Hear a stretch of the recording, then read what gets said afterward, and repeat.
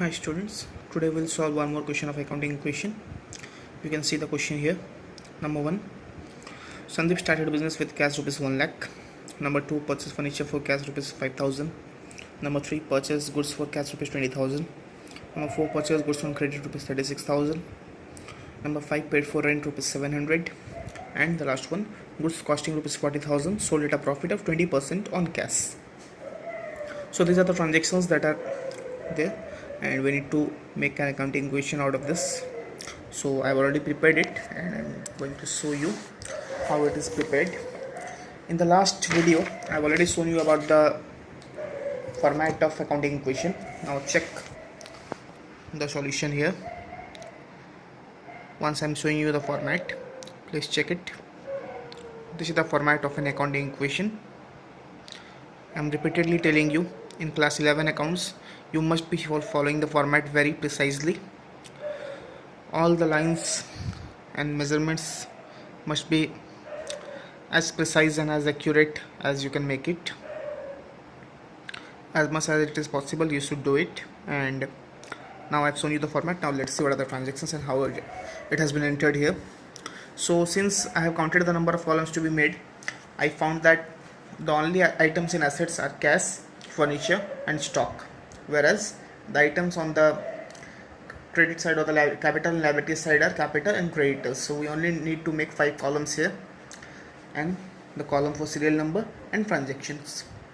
So the first one is Sandeep started business with cash 1 lakh. So we have entered 1 lakh in the cash column as well as 1 lakh in the capital column, and then we have made a line and we have brought down the balance of cash, that is rupees 1 lakh, and here the balance of capital, that is rupees 1 lakh.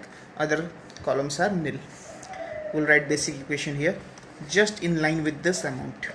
Please make sure you write in line with the amount this basic equation, and this Sandeep started business with cash, this transaction must also be in line with the amount that you have written. Okay. Next is purchase furniture for cash 5,000.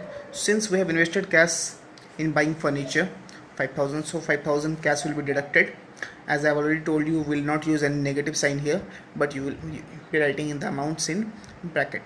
All the negative amounts will be written in the form of bracket, and so 5,000 is deducted from cash and 5,000 is added in furniture column. So here we get a new column, that is furniture. We will write 5,000 here, and then we'll draw a line, and after this line we'll pull out the balances down. 1 lakh minus 5,000 gives us 95,000. Furniture rate is 5,000 here. Stock, nothing is there till now. Capital remains 1 lakh and creditors is also nil. So we can check whether the equation is matching or satisfying or not. So we can check here, 95,000 plus 5,000, 95 plus 5 is 1 lakh. Stock is nil, and on the capital liability side also it is 1 lakh. So we'll write here new equation. Also make sure you write it in line with the amounts. So transaction number 3, purchase goods for cash, that is rupees 20,000. So we'll deduct cash rupees 20,000. Since we have purchased goods of rupees 20,000, we have to pay cash for that.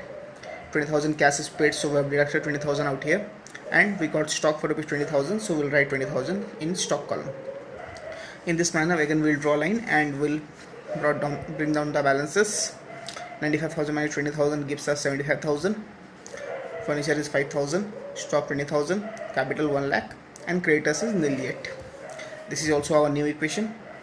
Next is purchase goods on credit. Here we are going to purchase goods on credit, so amount is 36,000. Now we'll get more stock of 36,000, and we don't need to pay cash for that since it is made in credit. This purchase is made on credit basis, so we will not deduct any cash from here. Just we'll get stock of 36,000 and we'll enter in the creditors column 36,000. As we have bought the goods on credit, so we need to pay the amount to the creditors in future, so we'll get creditors of rupees 36,000 here.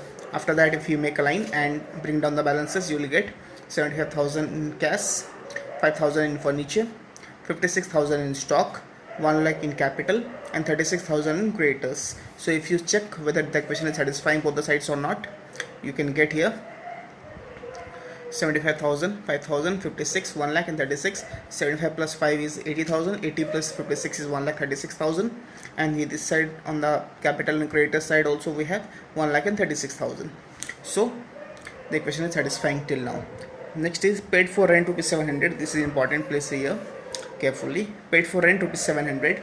We have paid rent 700, but rent payment doesn't create any effect directly on any asset or liabilities, but we have paid cash in the form of rent, so cash will be deducted rupees 700. Now this 700 rupees was an expense. An expense was to be paid by the owner himself. In that case, we have deducted this 700 rupees from the capital. Since capital is the amount invested by the owner, capital is the balance of owner, you can say, or you can say the account of owner in the business. So we have deducted 700 from there.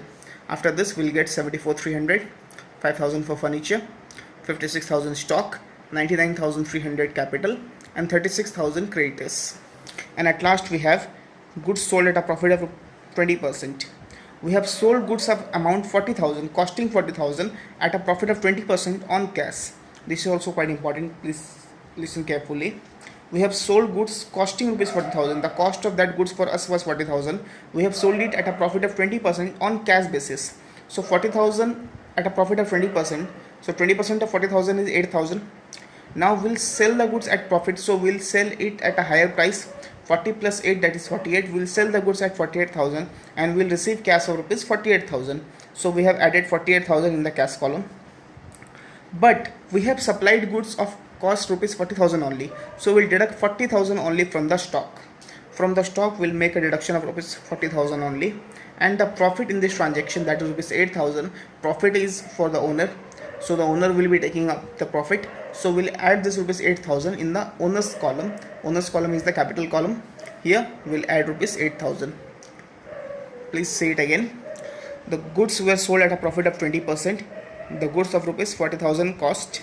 So 40,000, 20% of 40,000 is 8,000. We'll add 8,000 in the cost of the goods. 40 plus 8 is 48. So we'll receive cash of rupees 48,000. We'll deduct the cost of the goods, that is 40,000, from the stock, and we'll add